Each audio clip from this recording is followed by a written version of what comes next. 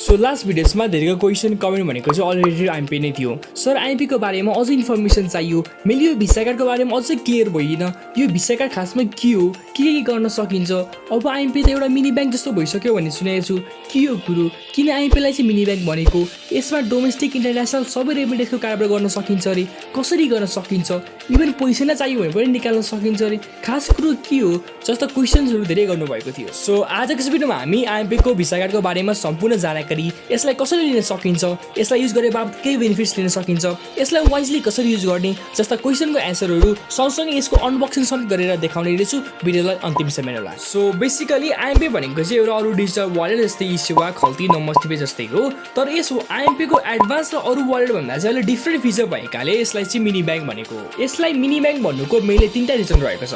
So first रिजनमा तपाईले ब्याङ्कमा जसरी पैसा राखे बापत तपाईले केही पर्सेन्ट एज अ इन्ट्रेस्ट पाउनुहुन्थ्यो हो, त्यसै गरी नै तपाईले यस आइएमपी वालेटमा चाहिँ 1000 रुपैयाँ भन्दा माथि पैसा राख्नु भएमा तपाईले 5.4% को दरले चाहिँ तपाईले इन्ट्रेस्ट पाउनुहुनेछ, जुन अरू वालेटमा चाहिँ यो फिचर छैन। सेकेन्डमा रहेको छ रेमिट। तपाईले आइएमपीबाट बोथ इन्टरनेसनल डोमेस्टिक रेमिटेन्सका सम्पूर्ण ट्रान्जेक्सन गर्न सक्नुहुनेछ। थर्डमा रहेको छ भिसा कार्ड। एज हामीले एटिएमबाट त पैसा पक्कै पनि निकालेका हुँला, like ATM card, Visa card, debit card, credit कार्डका माध्यमबाट।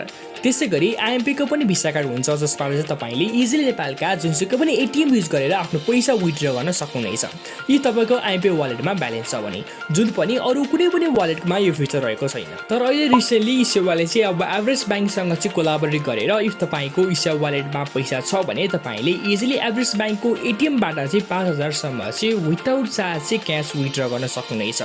कसरी डिटेलमा भिडियो चाहनुहुन्छ भने चाहिँ तर कमेन्ट सेक्सनमा कमेन्ट गर्न नभुल्नु है त। So coming back to the point, अब आइएमपी को भिसा कार्ड कसरी कहाँबाट लिन सकिन्छ, के चाहिन्छ, पैसा तिर्नुपर्ने होला जस्तो प्रश्न तपाईको मनमा आइरहेको छ भने डोन्ट वरी, यसको एन्सर पनि म दिन्छु है त। सो अब यो आइएमपी को भिसा कार्ड कसरी कहाँबाट लिन सकिन्छ भन्ने क्वेसनको एन्सरमा चाहिँ आइएमपी को भिसा कार्ड लिनको लागि तपाईले नजिकैको कुनै पनि आइएमई सेन्टर अथवा आइएमई एजेन्टको मार्फत चाहिँ इजिली लिन सक्नुहुनेछ। यसका लागि यदि तपाईले तल डिस्क्रिप्सन अथवा कमेन्टमा रहेको एउटा लिङ्क मार्फत चाहिँ तपाईले आइएमपी डाउनलोड गरेर आफैले केवाइसी अपडेट गर्नुभयो भने चाहिँ तपाईले कुनै पनि डकुमेन्ट लानु पर्दैन। तर तपाईले केवाइसी अपडेट गर्नुभएको छैन भने चाहिँ तपाईले आफ्नो सिटिजनशिप नागरिकता चाहिँ लिएर जानु होला। र सँगसँगै यदि तपाईँ काठमाडौँ भ्यालीभित्र हुनुहुन्छ, अझ काँडाघाडी गोराडा एरियातिर हुनुहुन्छ भने भिसा कार्ड केवाइसीको लागि मलाई सम्पर्क गर्न सक्नुहुनेछ।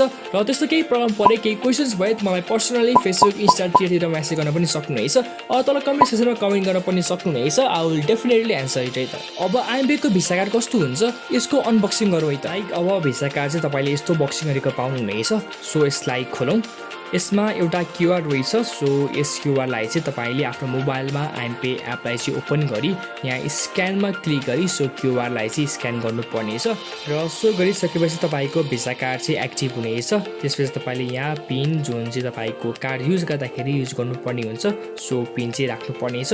र त्यसपछि यहाँ एक्सपायरी डेट राख्नुपर्नेछ। एज यो पिन चाहिँ तपाईले यो भिसा कार्ड जुन ट्रान्जेक्सन गर्दाखेरि युज गर्नुहुन्छ त्यतिखेर चाहिँ चाहिन्छ, सो नबिर्सिने पिन चाहिँ राख्नु होला। सो आजको भिडियो मैले भिसा कार्ड अनबक्सिङ गरेर देखाएँ, सँगसँगै आइएमपी को बेसिक फिचर पनि एक्सप्लेन गरेँ। र तपाईले आइएमपी को भिसा कार्ड लिइसकेपछि तपाईले आइएमपीबाट अरू वालेट लाइक ई सेवा खल्ती जस्ता वालेटमा समेत पैसा ट्रान्सफर गर्न सक्नुहुनेछ।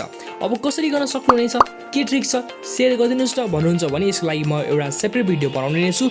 So if you want guys तल कमेन्ट सेक्सनमा कमेन्ट गर्न चाहिँ नभन्नु होला। सो सँगसँगै ओइसी भर्न सकिनँ, पैसा पठाउन पाउन सकिनँ, आइएमई एजेन्ट भन्ने पनि हुँदो रहेछ, के हो, कसरी बन्न सकिन्छ जस्ता प्रश्नको उत्तर अब नेक्स्ट भिडियो मार्फत दिने छु। र तपाईहरुलाई यी डिजिटल वालेट्समा ई सेवा खल्ती आइएमपे नमस्ते जस्ता वालेटमा त्यस्तो केही पनि प्रब्लम परेमा र इभन केवाइसी भेरिफाई गर्नु परेमा, फुल डिटेल्स भर्न नसकेमा, सर्ट टाइम पिरियडमा नै केवाइसी भेरिफाई गर्नु परेमा म तपाईले मलाई पर्सनली फेसबुक, इन्स्टा, ट्विटर जस्ता प्लेटफर्ममा चाहिँ मलाई मेसेज गर्न सक्नुहुनेछ।